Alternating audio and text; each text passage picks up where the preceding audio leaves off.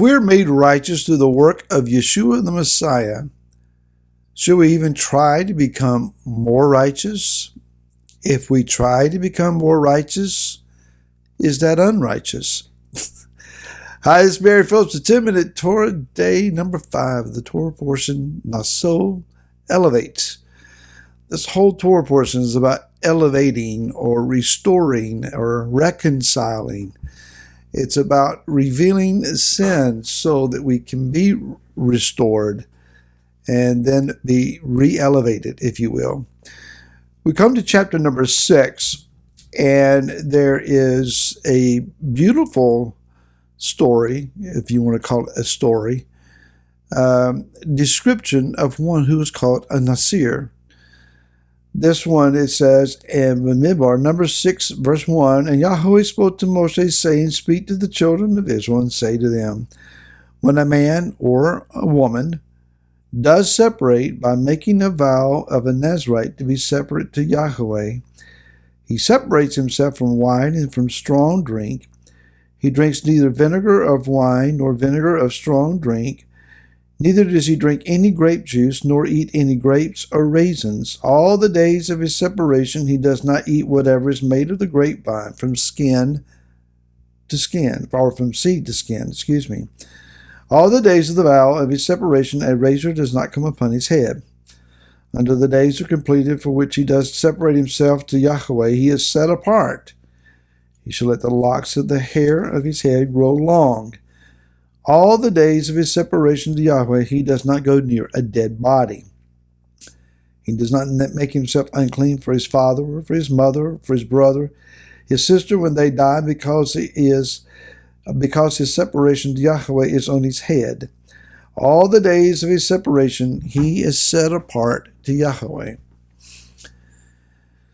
Several things that we need to point out here. One is that it is a desire of the individual. The initiation here, or the initiative, comes from the individual. Yah is not requiring this of anyone. He is simply making it available to someone. Yeshua does indeed make us righteous. Our righteousness, the word says, and we can easily quote this, is as filthy rags. And so we understand our attempts to become righteous of our own ability is such. Any righteousness that we think that we have achieved is just that. It is a filthy rag. The righteousness that we have in Yeshua Messiah is conferred upon us through his atoning work, and it is something that we did not earn, but by his grace he merited it to us. Thank you, Yeshua. However, that righteousness is not lifelong, if you will. It is that which is given to us, and then we are required to walk in it. There's the hard part. What we have received, we are accountable to maintain and to keep and to walk in. Ezekiel gives us an understanding that those who are righteous, who turn from righteousness to unrighteousness, their righteous deeds will not be remembered, but only their unrighteous deeds. The reverse is also true. The unrighteous man who forsakes his unrighteous ways and turns to Yah and receives righteousness, when he walks in that, his righteous things and deeds will be remembered, not his unrighteousness. It's what you walk in that you are credited for, or that you are rewarded for. So one may say, I am indeed righteous through the work of Yeshua, but I want to increase this righteousness. I want to grow it. I want to do more than maintain. I want to increase. And so he takes upon himself, or herself, as the case may be, limitations that even go beyond what the Torah might require. Here, Yah gives specific things. We're not to eat of that which grows on the vine, especially that which is oriented toward the grape. Not strong drink, not vinegar. We don't cut our hair. We don't defile ourselves for even dead parents. Therefore, we are extremely set apart to Yah. That last part, not even being defiled for our parents, puts us in the category or in the likeness of even the high priest, who likewise was forbidden to do so. We declare this set apart effort, this unique status upon ourselves for a specified period of time. For some, it was lifelong. Yochanan the Immerser, John the Baptist, would have been one who was to be a Nasir from birth. Likewise, Shimshon or Samson was called to be a lifelong Nazirite. But one would normally say for 30 days, for a year, for so many months, so many years, I take upon myself this vow. Therefore, it is, again, initiated from us. Now, when we look at this translation here, there is a repetition of the word separation or separate or set apart, ever how your translation reads. The first word is pala, P-A-L-A, pala, and it means to be marvelous, to be wonderful, to be surpassing, to be extraordinary, to separate by distinguishing actions. The second word is the word that we translate as Nazirite. It's nasar, and it means to dedicate or to consecrate. So the action or the desire, the status of being a Nasir is to distinguish yourself to a life and activity that is marvelous and wonderful, able to do the extraordinary, even to work miracles by dedication and consecration.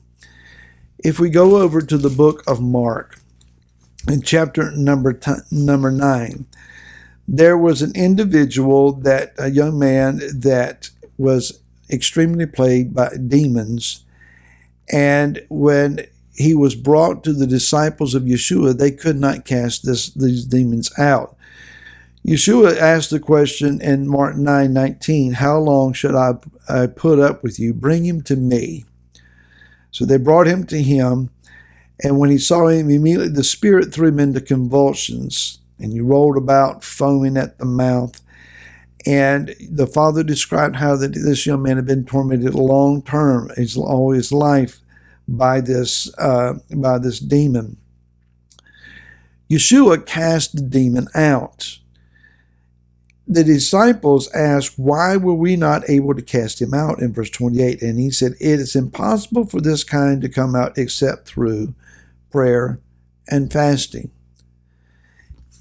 Yeshua was, I think, indicating that he gained authority over these spirits, not only by his title, his position, his identity, etc., but also because he has subjected the humanness of himself, this fleshly body, to prayer and fasting. If Yeshua is saying that we have to pray and fast in order to have spiritual power, who are we to argue with him?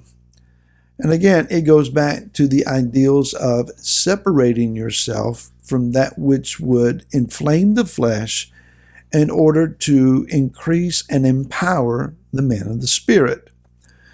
And so one would take upon themselves these restrictions. Now, I believe in part, I think it's at least something worth mentioning, that Yah mentions here what the restrictions are, or else we would come up with the most fanciful restrictions. Oh, so you're not going to drink wine, and you're not going to eat grapes, and you're not going to cut your hair. Well, I can do more than that. Neither am I going, and we would go into this list of extreme restrictions upon ourselves, supposing that we would become more righteous than anyone else. Finally, at the end of this chapter is the Aaronic blessing. Yivarekaka Yahweh v'yishmareka. Ye'er Yahweh panavi leka v'yikuneka. Yisa Yahweh panavi leka v'yasim leka shalom. Yahweh bless you and keep you. Yahweh make his face to shine upon you and be gracious to you. And Yahweh lift up his countenance upon you, that he may grant to you shalom. Shalom indeed. Shabbat shalom. And we'll see you again next week.